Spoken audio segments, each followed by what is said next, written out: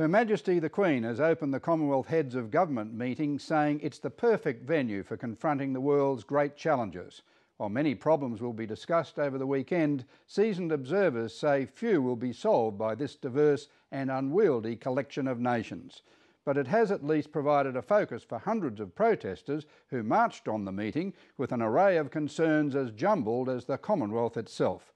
Political editor Chris Uhlmann reports. What does a Commonwealth look like? Well, like this and like this.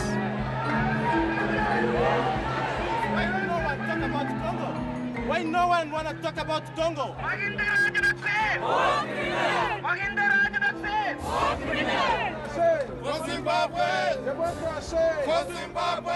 One of the criticisms of the protesters here is that they represent a grab bag of ideas without any real focus.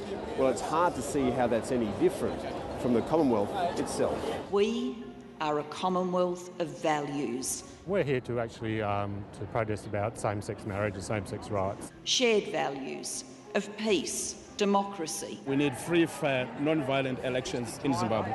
Racial equality, the rule of law. The Gillard government is welcoming a war criminal like Mahinda Rajapaksa, the President of Sri Lanka.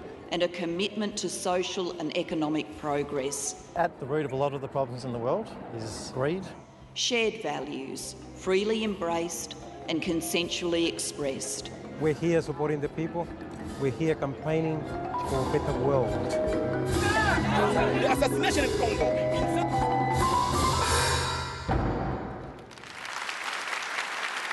This gathering in Perth brings together 43 leaders and 3,000 delegates, and the only common purpose seems to be to find the Commonwealth's purpose. Let us make CHOGM 2011 memorable for answering this question. Memorable for being the meeting that gave the Commonwealth the direction it needed at a time of global uncertainty and risk. It's true that the Commonwealth provides another venue for discussing all the troubles of the world, and they are legion. We find ourselves confronting new and fresh challenges.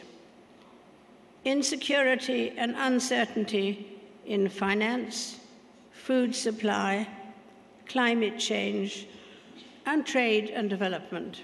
As the Queen's attendance attests, the 54 Commonwealth countries are mostly the residue of the footprint of the British Empire. With the sun setting on that, there's no modern organising principle for the Commonwealth, so that, and its size, means that while a lot of issues can be aired here, precious few will be solved. I think it's very difficult because one of the sort of laws of politics, big or small, is that no committee ever got better by being made bigger. And this is one of the biggest gatherings, probably the biggest gathering of heads of government in the world. And because the group is so big and so diverse, it's very hard for it to agree on anything. It's very hard for it to really take decisive action on anything.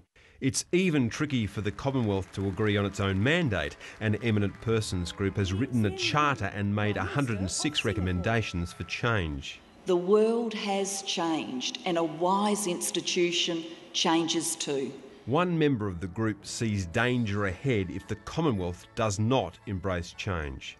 A danger not that it will explode, but a danger that it'll just fade away because of a feeling that it isn't really delivering what is needed in a modern organisation in the age of fundamental human rights and great challenges. And I wish heads of government well in agreeing further reforms that respond boldly to the aspirations of today and that keep the Commonwealth fresh and fit for tomorrow. But calls for bold change look likely to be met with a tepid response. A proposal for a Commonwealth Human Rights Commissioner appears to have been scrapped, the role replaced with a broader mandate for the already established Ministerial Action Group. Does that basically mean we're not going to get the Commissioner, as the EPG is reporting, and the CMAG role will supplement that? Leaders are yet to receive the Eminent Persons Group report. That will happen this afternoon. But this is an important set of reform proposals emanating from the Commonwealth Ministerial Action Group about strengthening their own role and giving them the ability to get involved when a country is, veering off course, rather than waiting for a country to have gone over the cliff. Given this entire event is a leadership showcase, it's worth reflecting that these are important days for the Prime Minister. Julia Gillard's authority's been questioned by her own party after a series of bad calls. Over the next month, she'll strut the world stage here and abroad. Perhaps that will lift her from the domestic political doldrums. There's cause for optimism here. While the Commonwealth Jamboree might lack focus, it's not short on hope.